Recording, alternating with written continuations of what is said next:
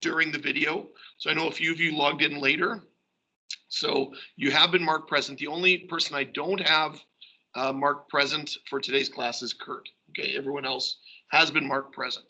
Okay, so if you are watching this video after the fact and you are wondering about that video, I believe there is a link right here to a video playlist, or perhaps it's this one, the additional videos, where you could rewatch that video if you wanted to use it, say, when you eventually get to your TOK presentation or your essay. And I just realized I didn't show you my screen, so I'm going to show you that again. So when I said right here, I meant right here under May the 18th today, or sorry, yesterday, or today. It's also under May 19th. You can see here these additional videos should have the link to that video that we just watched, if I'm not mistaken. Yes, there. So there it is. So, okay. What I wanted to do today was pick up where we left off yesterday with this psychologist perspective of emotion and the 6 primary emotions, which you can now see once again on your screen. This is where we left off yesterday, that psychologists define our 6 primary emotions, that they're inborn and not learnt. So in other words, they're not developed and they don't result. These are natural primary emotions that are part of us as infants, and we can also see those in other animals as well. Okay. Now, when shown pictures of facial expressions, people from any culture can match a picture to one of those primary emotions. So again, if I go back and I showed you a picture of someone whose face was showing happiness or sadness or disgust, you could probably match it up with one of those 6 words. That's been what psychologists have done for experiments, and they're usually been able to do that cross-culturally, okay? So across that. So what 2 psychologists, James and Lang, came up with this theory called the James-Lang theory, which say that emotions are primarily physical in nature, that our actual physical bodies change and have affected by emotions. So for example, if you're about to write an exam and you're feeling nervous about that exam, your mouth is dry, you have that sort of sinking feeling in your gut, maybe you're sweating a bit more, maybe you have to pee. Those are physical responses to a emotion of nervousness, right? If you're scared, right? If you're petrified, if you're super scared, your body will undergo physical changes, right? There will be a physical reaction. So according to the James-Lang theory, and we're going to debate whether or not you feel there's any merit to this theory, okay? According to the theory, if you start to remove the physical symptoms, so if we go back to the exam scenario, so if you're feeling nervous about the exam and you have this dry mouth and you end up, taking a drink of water so it's no longer dry, and maybe you have something to eat so you don't have that feeling in your gut, and you cool yourself off so you're not sweaty, and you go to the bathroom, if you can start eliminating all the physical factors slowly, you will eliminate the emotion. So that if we can control the physical symptoms, we can essentially control our emotional state. That's the theory, right? So that if you can remove the physical symptoms, you can remove the corresponding emotion. And the theory suggests that the reverse is true as well. If we can mimic the physical symptoms, then it will generate the corresponding emotion. So this relates to things like if you can actually act happy, you will start to feel happy. If you act angry, you will start to feel angry. So that the physical components, right, would go along with that particular emotion. That's the theory, according to James Lang. It's a debatable theory, whether or not it's true or not. And there's certainly been studies and research around this. But it's an interesting theory to explore, that how much do our emotions have a physical component to them? And that's the James Lang theory. Okay? It also suggests that there's a mechanism that we can use to do empathetic behaviors, right? In other words, we can start to try to feel what other people feel by picking up on the physical factors, right? So, for example, if you walk into a room with some of your friends and they're sort of slumped over and they have a sort of a sad look on their face, we might be able to pick up the vibe of the room that people in the room are sad. Maybe something sad just occurred. But we pick that up through the physical responses that we're essentially kind of picking up there. Okay, so let's open up the chat window here, and you're welcome to speak through your microphone, or you can certainly chat through the chat window. And let me just take a second to make sure my speaker's on. Yes, it is. Okay. And we'll address the question that's on the projector right now, okay? Which is, remember we talked about the word mood yesterday. Mood is like a feeling that you're in for a long period of time. Like, I've been in a happy mood all day, okay? Do you think that moods can be infectious? Meaning, if you walk into a party and everyone's kind of sad and depressed, it will have that effect on you. If you walk into another party and everyone feels super happy, that will have an effect on you. If you go to an exam and everyone's nervous, that might have an effect on you. That by picking up on those physical traits, it will actually start to affect your emotional state. So what I want you to say is not a yes, no, and not a to what extent. I want you to maybe put into the chat window which moods you think are the most infectious.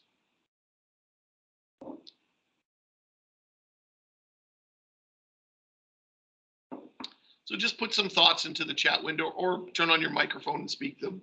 Which moods you feel are really infectious? And also feel free in the chat window to share your thoughts on that Disney video if you'd like. So seeing happiness, I'm seeing sadness in the chat window. It's also okay to agree with people. You could even upvote or give a like to people. I see anger on there. And as you guys are typing those in, okay, I'm going to go back to the primary emotion list for a second.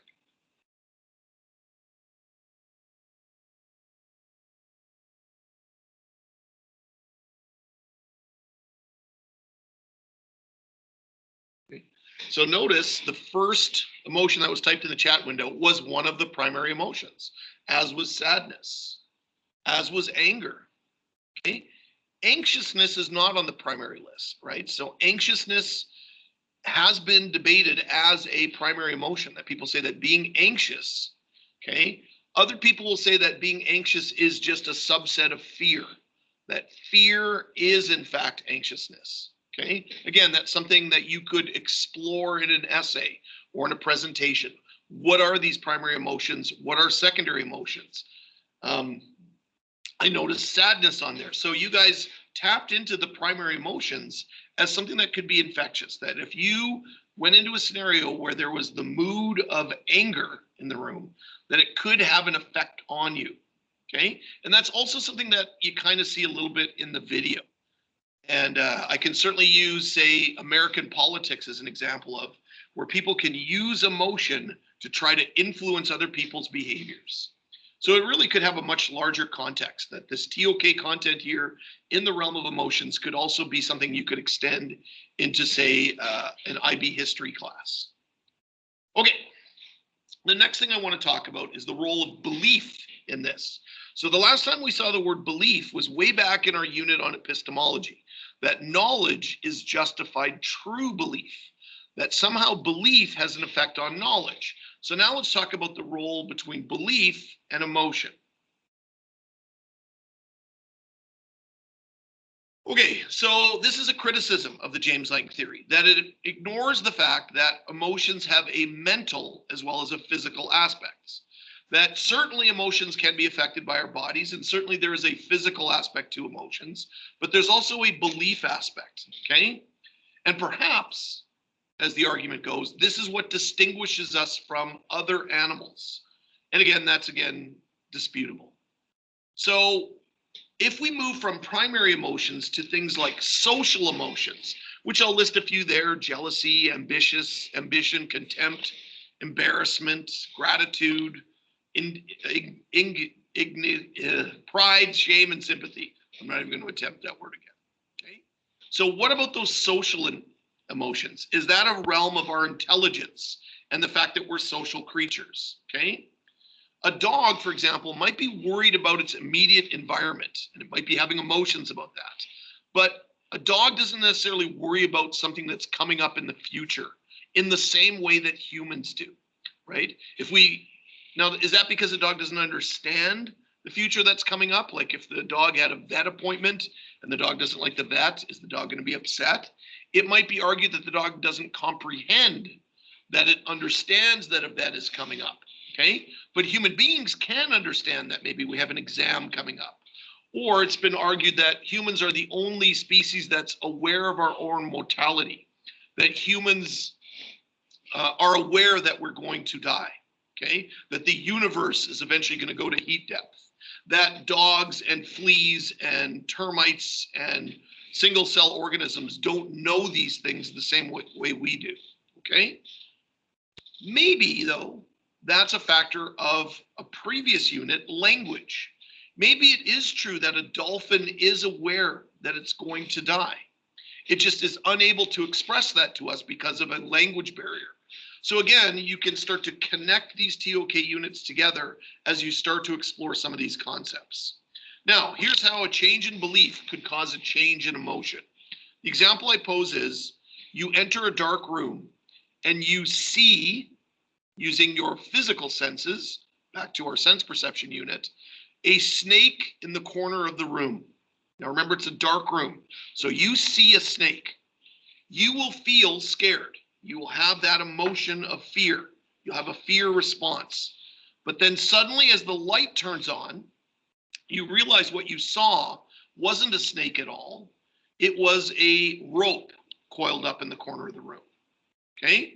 Now, as your physical emotions change the perception, goes through the filter of your brain, and your reason puts together that this isn't a snake, now you no longer feel scared. Your emotion changes. So this isn't a physical change, right? I mean, I don't feel like the James Lang theory holds up here. What changed is your belief. You believed it was a snake, and now you do not believe it is a snake. And that change in belief caused a change in emotion. Okay? All right, before we move on to the next section, I want to try something with you guys. Here is the list of emotions you guys came up with yesterday. And I'm going to pick one of them that I think you guys might all know. Well, maybe not, but I'm going to pick this one, envy. Okay? So that's the emotion I'm going to pick for you guys, envy. And here's what I want you to do, and I'm going to type it in the chat. I want you to type a definition for envy in one sentence. Okay? As if you were working for a dictionary company. Okay, so the scenario is you get hired by Webster's Dictionary and you have to type in a one sentence, really brief, definition of the word envy. So I'd like you guys to do that right now. I'd like you to type those definitions of envy into the chat window.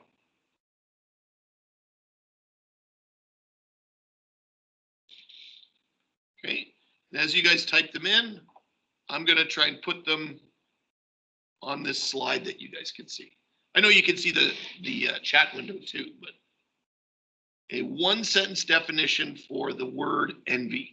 And don't cheat and Google search it. I want your definition of the word envy. I assume everyone's sort of typing right now, so. And I would like some of you to participate a bit more. as well. I'm not going to point out names, that would be mean.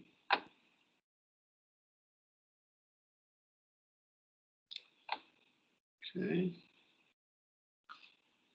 I'll cheat while you guys are still typing. I will do the cheat that you guys could easily have done. Okay. That would be a actual Google definition of the word envy. Okay. Aha, here we go. Getting some definitions. This one in.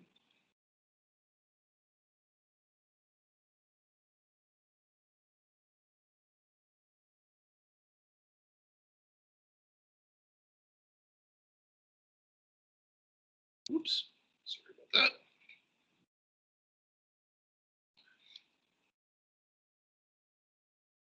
Okay, I'll make these a little smaller.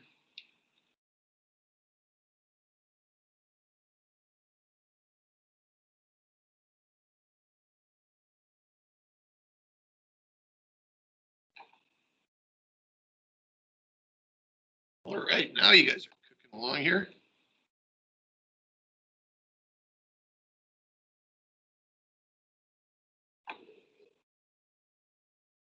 All right. Well, you guys did a great job now. My patience paid off. You guys are doing a fantastic job. I should work for a dictionary company. You guys are doing a great job now. Okay. We're on here. I know you guys can see them in the chat window as well, but I'm just going to put them up on this slide.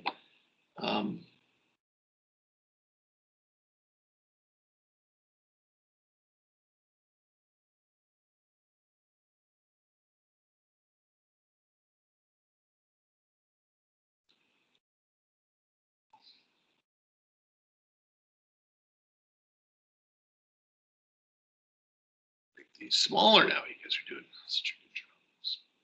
Size again.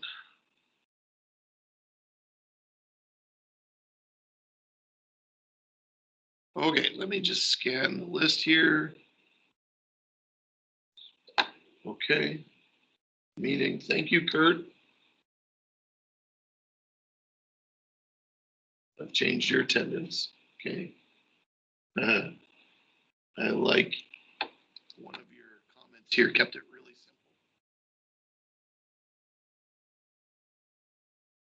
simple. And let's grab another one here.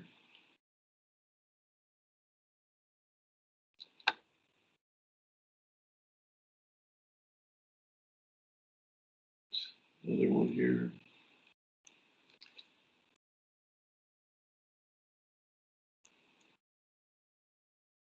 And I think that's about it. I don't see anyone else typing.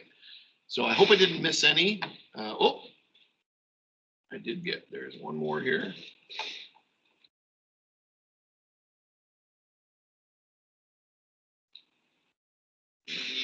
Okay, I'm just going to quickly scan. I hope I didn't miss anybody. If I did, can you guys just give me a shout out that I missed? If I missed any of them, I think I got them all. So as you guys look over this slide right here and you see other people's definition of that word envy along with your own and mine, which was a total cheat. I went on Google. Okay, as you look over these definitions, those are good. Those are very good ways of doing that. Now, in this activity, what I usually do is I have people come up with that kind of dictionary version of a definition. Okay. And now what I want you guys to do is I want you to do it again. So we're going to do it again, but wait. Here's what I want.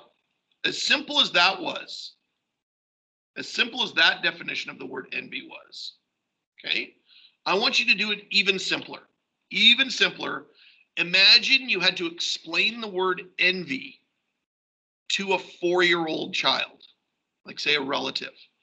And they said to you, like in their little 4-year-old voice, what's envy? And you had to explain it to them in as few words as possible and as simple words as possible. Some of you might want to use the exact same definition that you've already put in there, but what would change about it? Okay, so that's what I want you guys to do. And obviously my first definition isn't going to work, right? That's too many words for a 4-year-old child to understand. It's too complicated. Okay. So I see the first one coming in already in as few words as possible. So let's put these up here.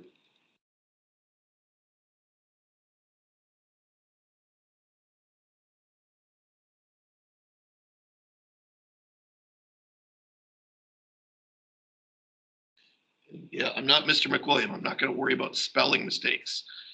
This is a course in content. Still see a couple people typing.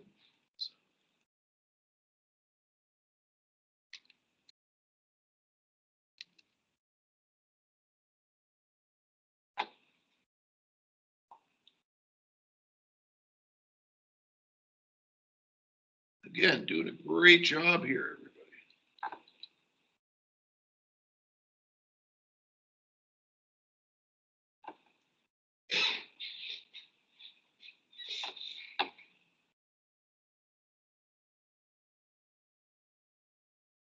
I like the way you guys are structuring your language.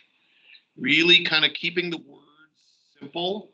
Again, visualizing that you're talking to a 4-year-old child, I think is really, useful for you guys to help kind of really grasp this activity. That the visualization of doing that is really kind of helping you guys to structure your language.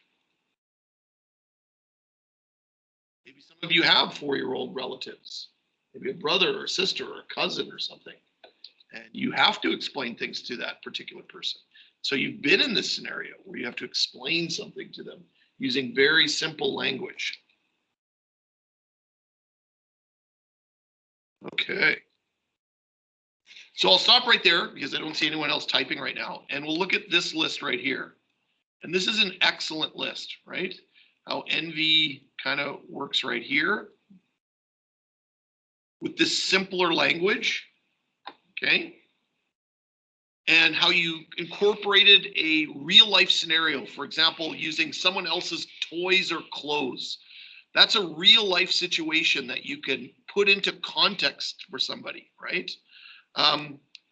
Sometimes we use an emotion and compare it to another emotion, which is done right here, a feeling of bitterness, right? So if the 4-year-old came back at you with, well, what's bitterness? You might have to kind of keep re-explaining it, right? Or a word like jealousy, that you might have to re-explain it. So trying to bring that language down to a simpler level is part of what I've said in TOK before. We explain complex things in terms of simpler things. Now let me go back to our previous slide here. We didn't do that on this slide. We didn't try to keep our language simple here. We tried to just create a definition, and I gave you guys the freedom of using words essentially any way you wanted to use the words, right? You didn't have a target audience in that same way. Well, in a way you did. I said you're working for a dictionary company. But here you can see that we use much more complex language, and we also use more complex emotions, like the feeling of jealousy or possessiveness. Those could be defined as emotions as well.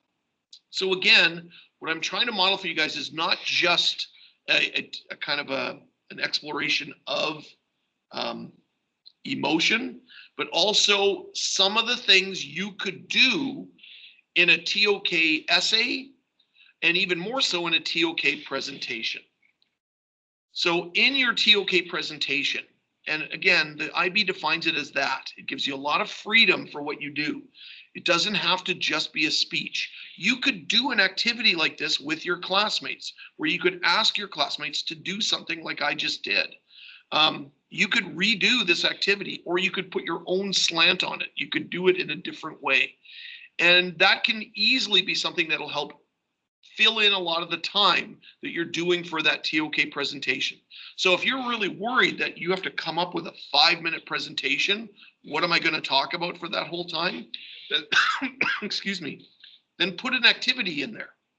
That could be another thing you could do. Okay? All right. A little bit more about emotion. Excuse me. Before we wrap up today. Okay? And I want to talk about emotional energy.